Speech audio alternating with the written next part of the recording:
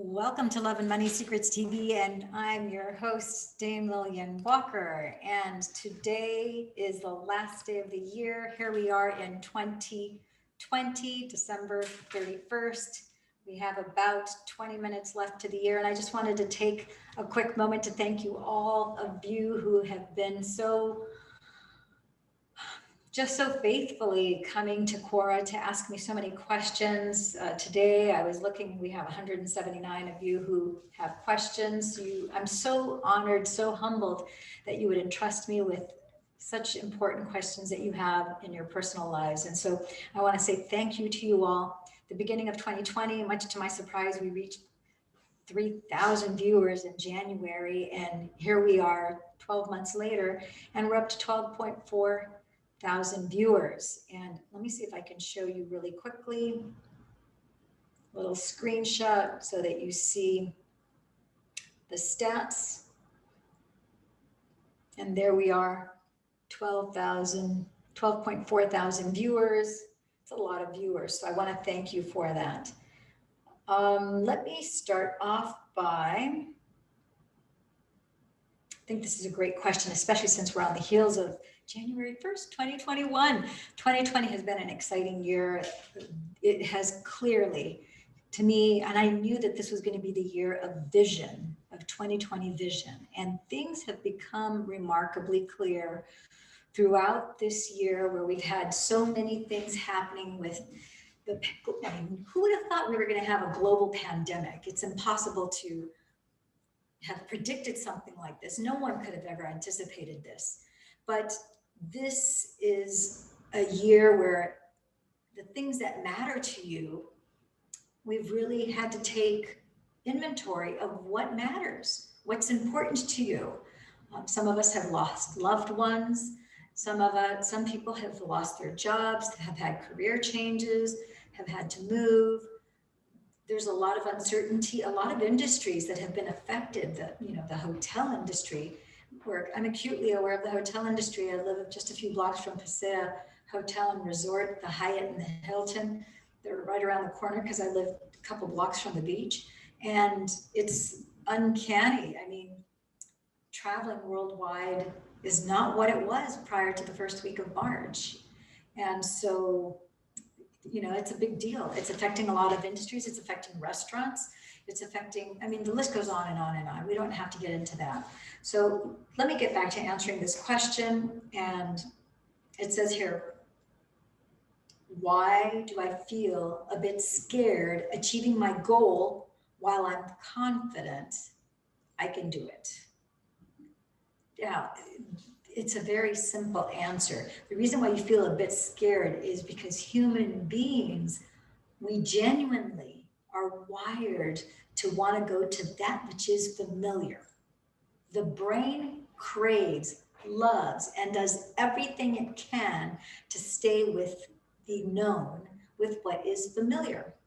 And that is why you will see a woman who will stay with an abusive man, even though he's hitting her, hurting her, even risking her life.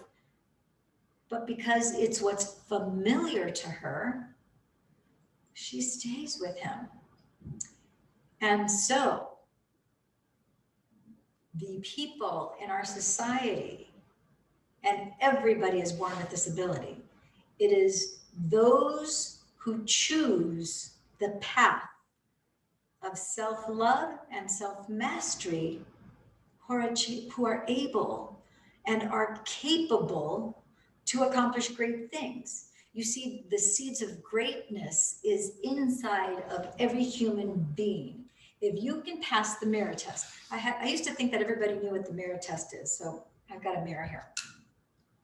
And the mirror test is this. If you can fog a mirror, see how that's fogged up? If you can fog a mirror, that means you have breath. That means that you have the seeds of greatness in you. I don't care if you have a high IQ that's not held against you, or if you have a low IQ.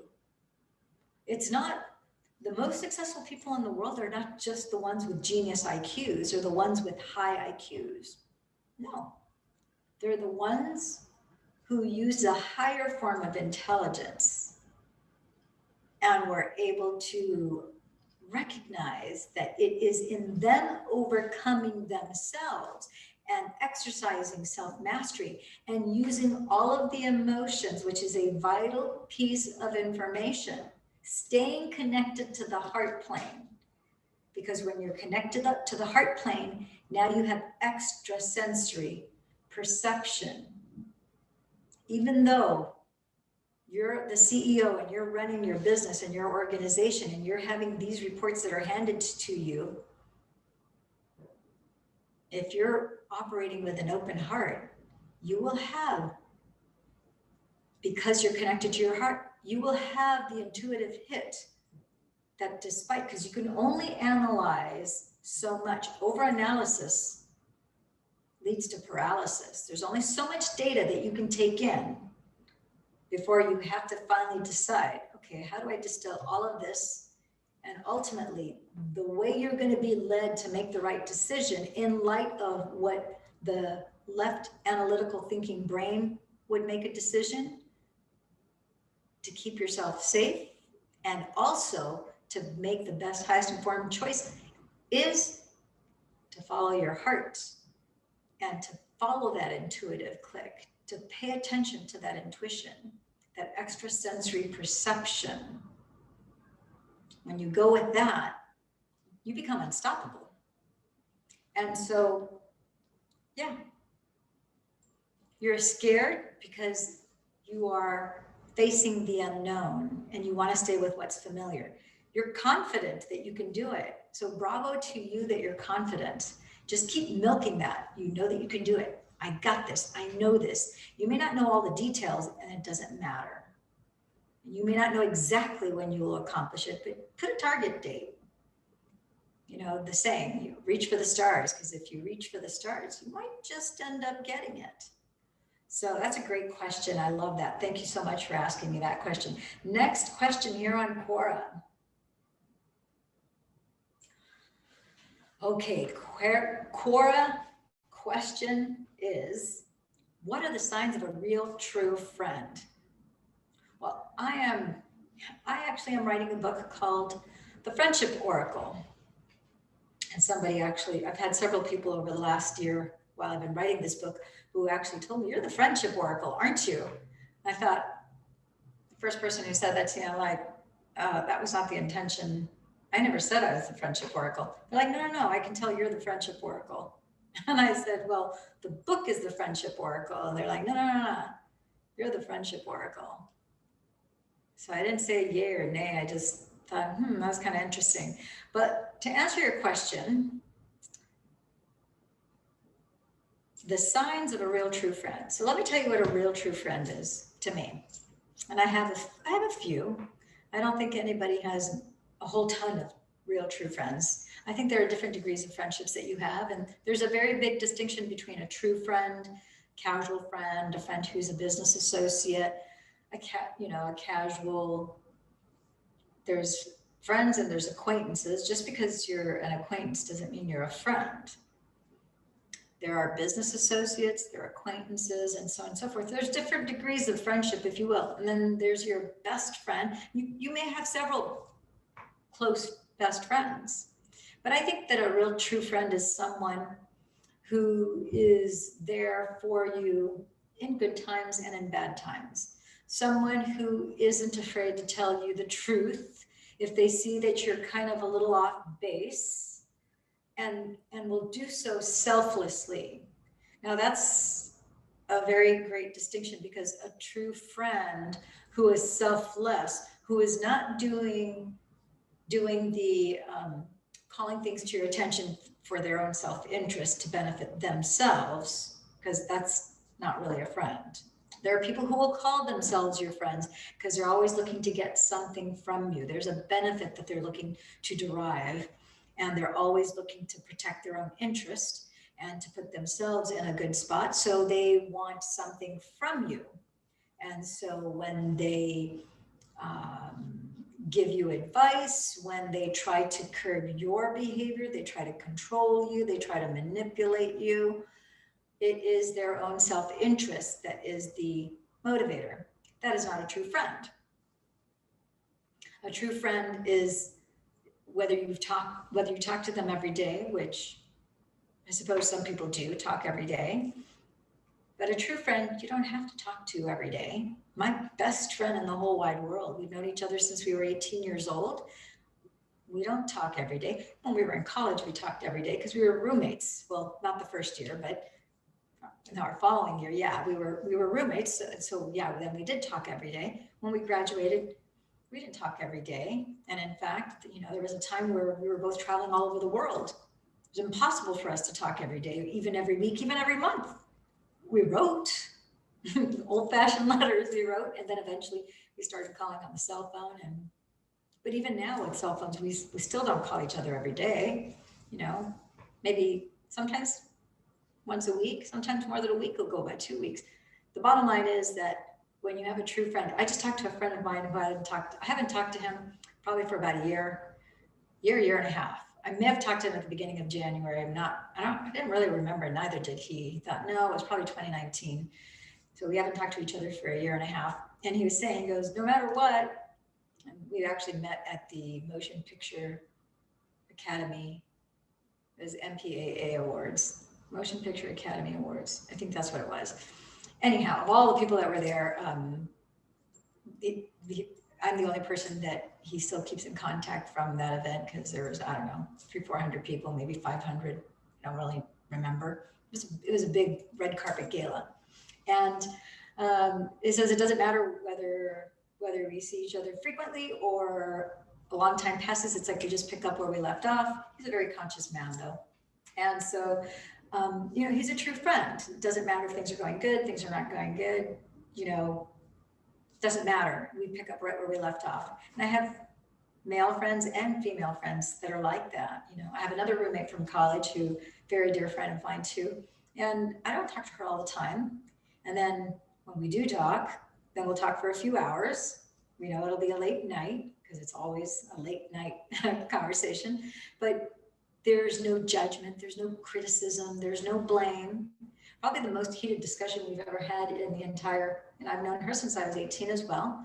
And it was a little bit more about this whole, little bit having to do with more with the vaccinations, and I don't talk politics with my friends, but she mentioned something about, I think it was Fauci or something, and I really don't, I try to be politically blind.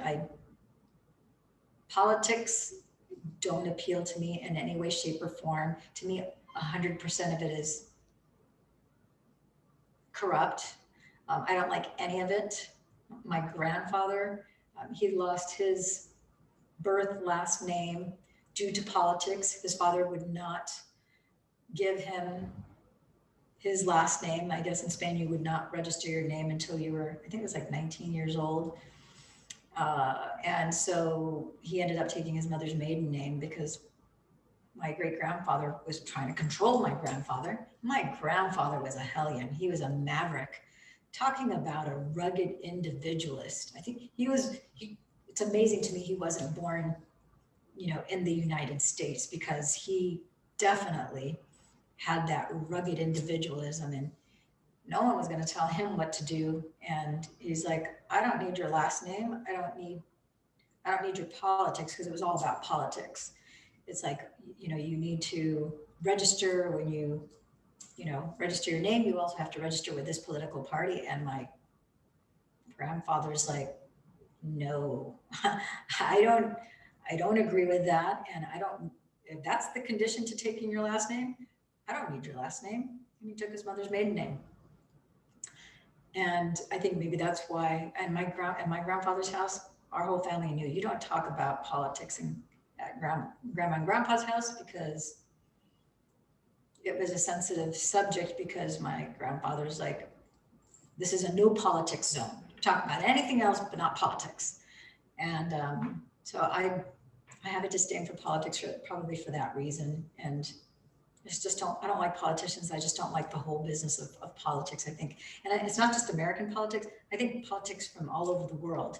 I have relatives that are literally all over the planet. And so you see the politics of the different countries and stuff. And it's just, not good. It's just not a pleasant thing. So those are signs of a true friend. And I want to share with you, this is something that I believe that is not only something that you can do with a true friend, but I think also in relationships. I think if you're in a romantic relationship, your romantic partner should be a true friend to you. And one of the tenets, in my opinion, of a true friendship is one where you embrace unconditional love, unconditional communication with unconditional truth. And the closest friends that I have, that is something that we embrace. We have unconditional love for each other. We have unconditional communication and unconditional truth. And we have this agreement in this space that the other person and I, we come together, and it's an open, honest, forthright friendship and relationship. I don't have time for BSy, superficial, non-integrity relationships. And I'm not looking for text buddies or having more acquaintances or more associates or casual friends. As I've gotten older, I'm becoming far more discriminate of who I allow into my closer inner space. And I'd rather have less than more, because I want true quality people in my life, and not just people who are out of integrity. And so, and life is so full and so rich. There's so much to do. There's so much to learn. There's so much to see. There's so much to experience. There are so many incredible books to read. That takes time to get to open that doorway into another world and to read the pages on the book and get lost. It's so delicious. I absolutely love it. I love to read books. I love to write books. And so a true friend. So my hope for you is that in 2021, you would distill the body of friends that you have, that you would look at who it is that you have in your life, and that you really go through and take inventory of who it is that you want to allow into your space. As Oprah says, you are responsible for the energy that you allow into your space and that you show up with in a space. When you feel that there is a rub between you and another person, whether it's you're talking to them or you're texting them, one more minute. Pay attention to that. Okay, gotta go. Ciao for now. Bye, it's 2020.